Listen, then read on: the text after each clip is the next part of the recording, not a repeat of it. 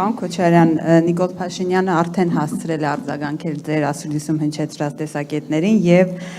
մի փոքր մեջբերում ասում է պարոն Քոչարյանի գիտելիքները տարածաշրջանի մասին հուսահատ կերպով հնացած են, ասում է Նիկոլ Փաշինյանը։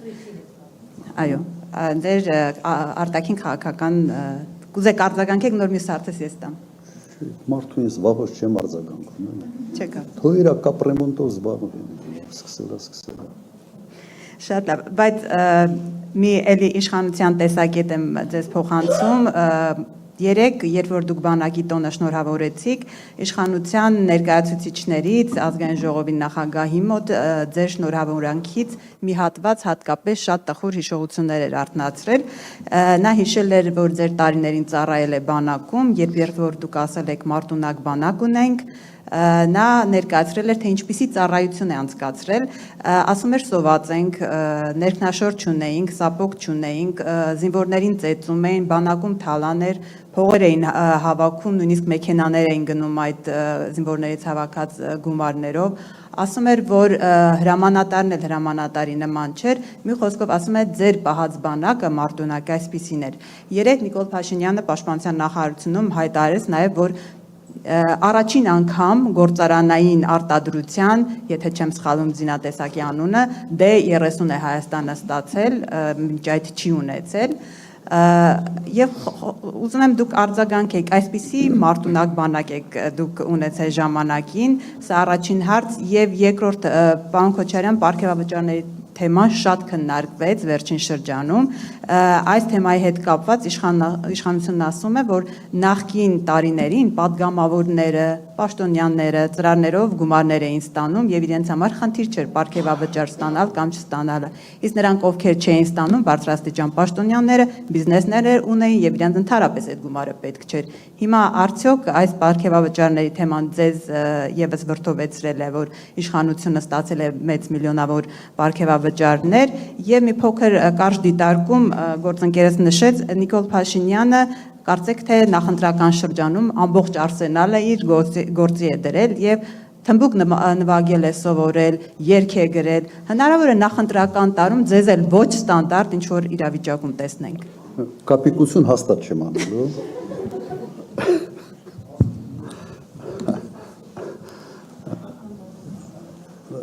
Նայեք,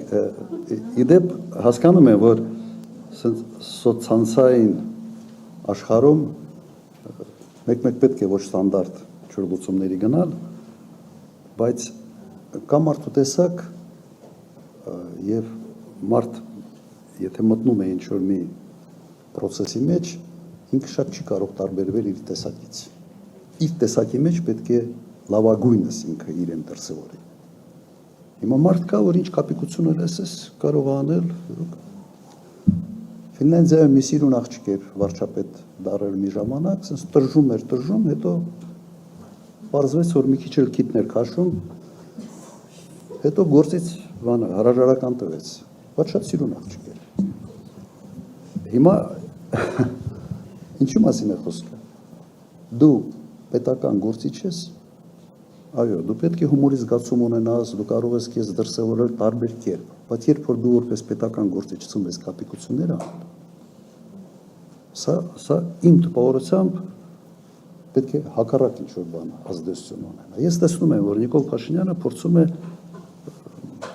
իր վարկանիշը վերանորոգելու տարբեր հնարքների փորձում է գնալ։ Չէ, մեկը փորձում է, ենթադրում է, որ հետո չափագրում են անում, հետո տեսնում է, որ չի ստացվում կամ չի օգնում, նոր բանա փորձում։ Իր վարկանիշը ամենից ցածրն է 18-35 տարեկանների շրջանում։ Սա փաստ է։ Եվ ենթադրում եմ, որ բենդ ստեղծելով ու դառնիկություն անելով փորձում է երևի այստեղ որոշակի ազդեցություն ունենալ։ Իր մարտավարությունն է ինքն է ընտրում։ Ես չեմ ուզում այստեղ գնահատականներ տալ։ Հիմա ձեր հարցի բանակ, նայեք, ես հիշում եմ կադրեր 18 թվականներ, թե 19 թվականներ, երբ Նիկոլ Փաշինյանը չի կարողացել ռաժոկը դնի կպցնի ավտոմատին։ Հիշում եք այդ կադրը։ Խայտարակությունը։ Գոնե միջև այդ տեղ գնալը, պիտի մինտեղ ինչ որ մի փակ տեղ մի քանի անգամ փորձել։ Այդպիսի ղեկավարում ենք եւ դրա համար չեմ զարմանում, որ մենք պարտվել ենք։ Բանակի մարտունակությունը, եթե պիտի բանակի մարտունակությունը գնահատի Ալեն Սիմոնյանը, հիմա այդ ուր ենք հասել։ Ինչ հասկանում այդ մարդը բանակից։ Ես կասկածում եմ նույնիսկ, որ ինքը նորմալ ծառայել է։ Որտեղ այդպիսի վպրտուն մարդիկ չի կարող որ նորմալ ծառայել։ Բայց շատ վաղուց է եղել, երևի դժվար է։ Կամ ցանկություն էլ չունենք sense հետևից գնալ, իր հետ ծառայած մարդկանց խոսացնել, դա դուք կարող եք անել լարագրողներ, եթե այդ հավեսը ունեք, բայց խորհուրդ չեմ տալիս անիմաստ է։ Այդ մարդը բանակից գաղափար չունի։ Եվ 98-2008 թվականներին Ադրբեջանը երբեք չէր համարձակվի ոչ հարձակում սկսել, նույնիսկ չէր համարձակվում ռազմական գծում որևէ խախտումների համար։ Եզակի էին դեպքերը, սնայպերներ ինչ որ կրակում էին եւ այլ, բայց ուժային հարաբերակցությունը լրիվ ուրիշ էր։ Ես այդ տեսանկյունից հանգիստ էի։ Ես վստահ էի, որ ռազմական ճանապարհով Ադրբեջանը ի վիճակի չի որևէ հարց լուծել։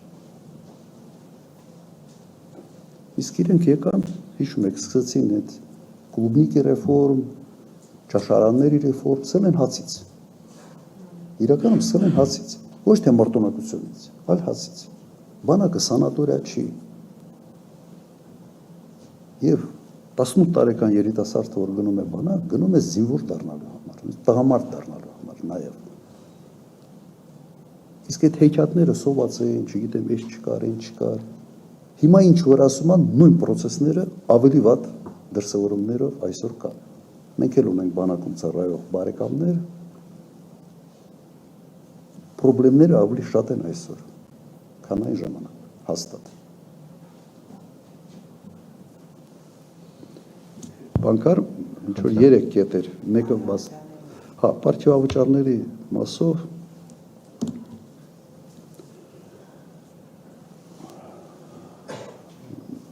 մի քիչ խղճի հարց է։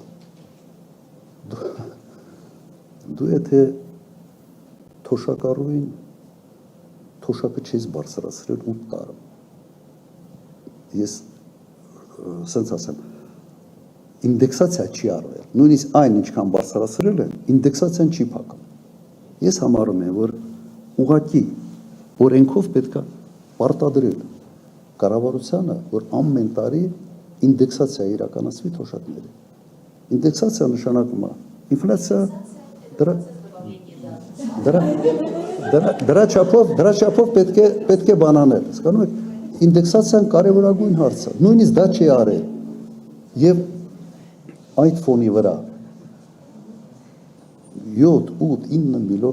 միլիոն դրամանոց պարտիավճարներ տա բանի չինովնիկներին, ինչ ասեմ, ես նույնիսկ դժվարանում եմ սրանք գնահատական տալ, որովհետև նորմատիվ լեքսիկայով դժվար է սա ասել։ Ես նաև մենք հետևում ենք արձագանքն ենք տեսնում, թե ինչպիսի արձագանք սա ստացավ մարդկանց մոտ։ Եվ հիմնավորումը հետևյալն է, չէ, որ եթե մենք հիմնավորումը հետևյալն է, որ մարդիկ չգնան մասնավոր հատված։ Հա դուք ով ունեք, որ կարող է գնալ մասնավոր հատվածում դիրքավորվել։ Այդ ինչ մասնագետ ունեք, որի կարիքը մասնավոր հատվածը ունի։ Զրո։ Կամ եթե մեծ փող ես տալիս, այդ ինչ մասնագետի համար ես դու այդ փողը, այդ մեծ գումարները տալիս։ 3 միլիարդ դրամ տալ։ Սենց ասեմ, համարում եմ ընտրություններից հետո ով գա իշխանության, առաջի հարցը պետք է այդ կարգի պարտիավճարներ ուղղակի արգելի օրենքներով։ Չի կարող մի մարդ sense նստի եւ իր ցանկությամբ բաներ բաժանի, փողեր բաժանի։ Ու խոսքը չի գնում միջին օղակի մասին քաղցարայության, հալալա նրանց։ Խոսքը գնում է վերնախավի օրենքով արգելել նման կարգի փողեր բաժանել։ Սա կոռուպցիայի բան է այս ֆանտաստիկ դրսևորում է օրինականացրած կոռուպցիայի։ Նայեք, մեր մոտ միջին կյանքի տևողությունը, եթե չեմ սխալվում, 78 տարեկան է, չէ, 78, 79, մոտարապես այսքան է։ Թոշակառուն անցնում է թոշակի 65 տարեկանից։ Միջին թոշակառուն թոշակ է ստանում 13-14 տարի։ Հիմա այդ ստացած թոշակը, միջին կենսաթոշակը բազմապատկեք եւ դուք կտեսնեք, որ մի հատ ստորագրությամբ նախարարը ստացել է շատ ավելի փող, քան կենսաթոշակառուն ամբողջ իր թոշակ ստանալու ժամանակահատվածում։ Դա դուք խիղճ չունեք։ Թե խիղճը ձեր այն բանի հետ մսով ճաշի հետ կերել եք։ Այս է վիճակը։